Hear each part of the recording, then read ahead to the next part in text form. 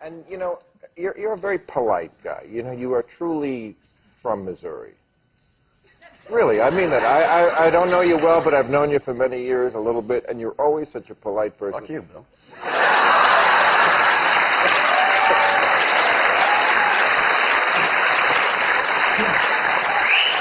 I just want to ask, as a polite Midwesterner, Heartlander, what do you think when you see these town halls where these supposed Heartland people are acting so rude? Well, I mean, you ought to hear dinner time at my house. But you know, if I found myself that vitriolic and that emotional, I would check myself first. You know,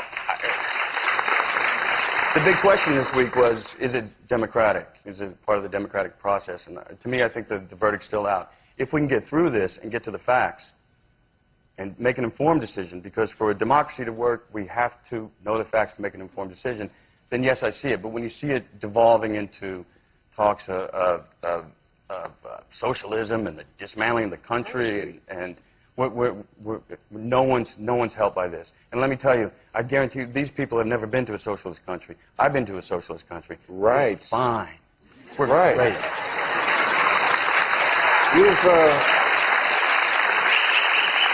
You've been to the country of Africa. Thank you very much, Brad. I really appreciate it. It's a great show, man. Thank you. Next time, the panel. Okay. That's it, everybody.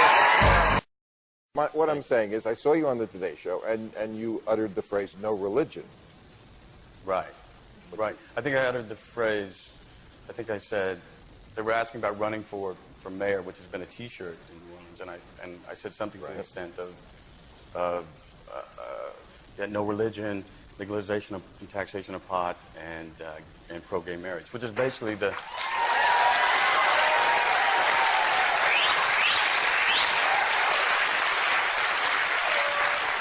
It's basically the Bill Maher going straight to hell campaign. That's my platform I just got on your bandwagon. What I run on. What I ought to do is run for governor of the great state of Louisiana from Bobby Jindal. Bobby Jindal. But I've never met Bobby. It's not fair to say. But let me do my job as the inquisitor here. Okay. What is it about religion you don't like? You know, I grew up in a religious family, in a religious community, and it just doesn't make sense to me. It just doesn't work for me in the long run. I never wanted to step on anyone else's religion, though, and their beliefs. That's what's great about our country. Until, you know, I started seeing a defining policy as your documentary so astutely showed us. And blaming it on me again, Brad. I say inspired by, because it did. It was a bit of a rallying cry, and like gay marriage, you have a group of people telling other people how to live their lives, and you can't do that. That, in fact, I'm talking like there's actually Christians watching the show. I'm sure there's.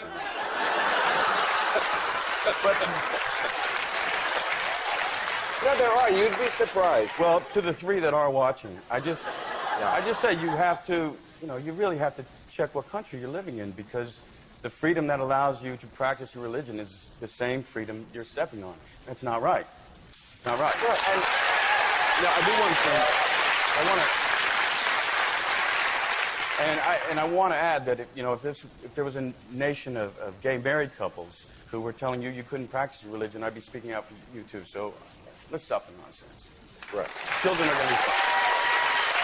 But you'd be surprised at how many people think like we do. They're just in the closet. So before we get to everybody tonight, I'm going to depart from format a little, just so we can tell the people your most extraordinary story, so they know where you're coming from here on tonight's panel. Because I've read about it, but I don't know if everybody has. And let's just go through the beats. You were born in Africa. Somalia. Right? Somalia, okay. You have come from a Muslim family, and you had a lot of journeys. But basically, the one that got you to Holland, which is where you went, it was because you were escaping an arranged marriage. An arranged marriage. You didn't want to marry the guy your father picked out for you. Yes, and probably because he was an old goat. Oh no, he wasn't that old. He was only 27, but I didn't want to become an old goat. Right. Okay. So you went to Holland, the land of freedom, where we know you can smoke hash in church. Yes. That's not fair. And Janet Jackson's nipple is on the flag. That's Holland. This is not about fair. Okay. It is? Yes, it is. Cool. So It isn't. It's not. and once you were in Holland, you were a member of the parliament, you got involved in trying to educate other Muslim women there, right? Yes.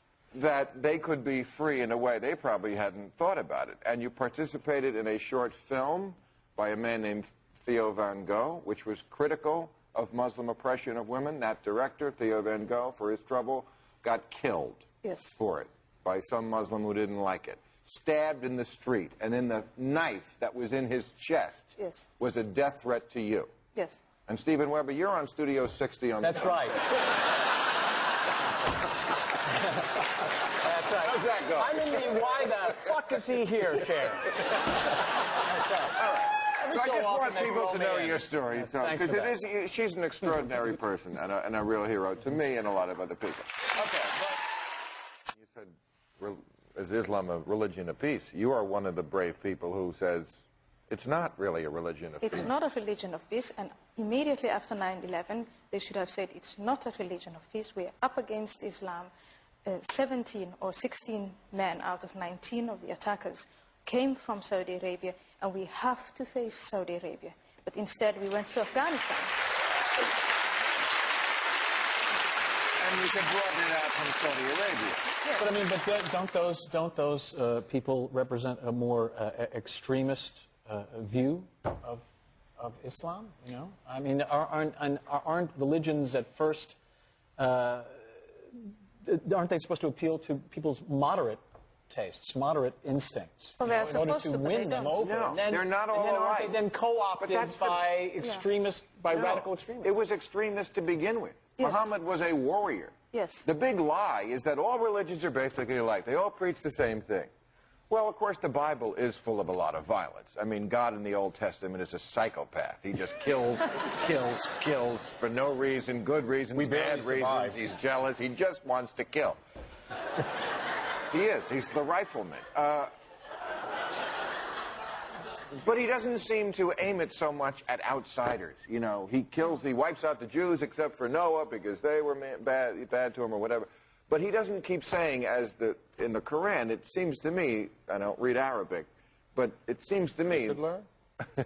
Do you? No. But your family's from Lebanon. You must know a little. A little. Okay. It seems to me that in the Quran, God keeps saying, if you're not one of us, you're an infidel, and burning would be too good for you. So there are no moderate Muslims? No. Oh, no. But you We're should not make saying no. What we should do is we should make a clear distinction between Islam as a set of beliefs, as we have done in the past in the West. Christianity was seen to be a set of beliefs. Communism was seen to be a set of beliefs. But then Muslims are adherents, and we can appeal to them. We can appeal to their common sense, and we can tell them, listen, as a Muslim, these are some of the fundamentals of your religion that are compatible with democracy and with liberalism, and we have no issue with that. But here are a number of principles within your religion that we simply cannot turn. I mean, if you declare war on us, bin Laden is doing that. He's using the Quran and the guidance of the Prophet Muhammad to declare war. He's gathering a constituency. He's growing big. And so it is legitimate to tell Muslims, whether you view your religion as peace or not, this is how your religion is being used, and it's much better to get worked up about beheading people in the name of Islam than about drawing the Prophet Muhammad in a cartoon. And they still whack people. You know, every religion has elements in it that are very mafia-like. Godfather 3, a movie I liked, nobody else did, but I thought it was a good movie, was about how the Catholic Church, you know, is very much like Michael Corleone's mob family. But the Catholic Church has calmed down a lot since the 14th century. But, you know, there's a death threat on you. There's a death threat on people in your country that still speak. There's a death threat on Salman Rushdie. They still whack people in Islam. It's still a lot about, if you don't agree with me, we'll settle it by getting whacked.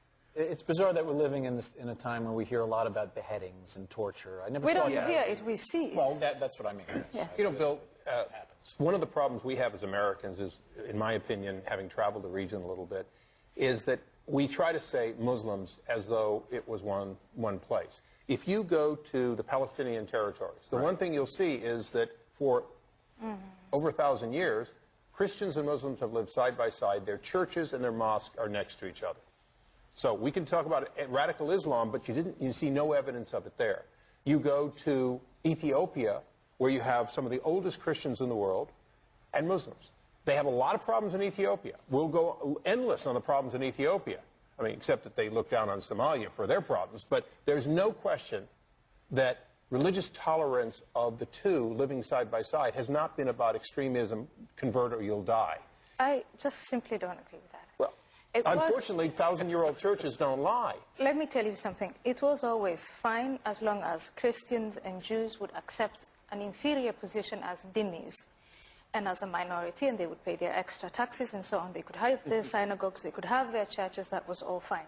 But now that Israel Jews have come as, an independent state, and they control their own strip of land, then that's no longer acceptable. And I think if we talk in terms of history, I think it would be fair to just tell things as they are. Yes, there was no Holocaust in the Middle East as there was in Germany, but there was the suppression of the dhimmis, Christian and Jewish minorities in the Middle East. Let's tell the story as it is. Yeah. That's it, baby. Keep it real. Tell it like it is. And far be it for me to paint any group of people with a broad brush, but I would say that people from the Middle East are a little more passionate than, say, the Swiss. And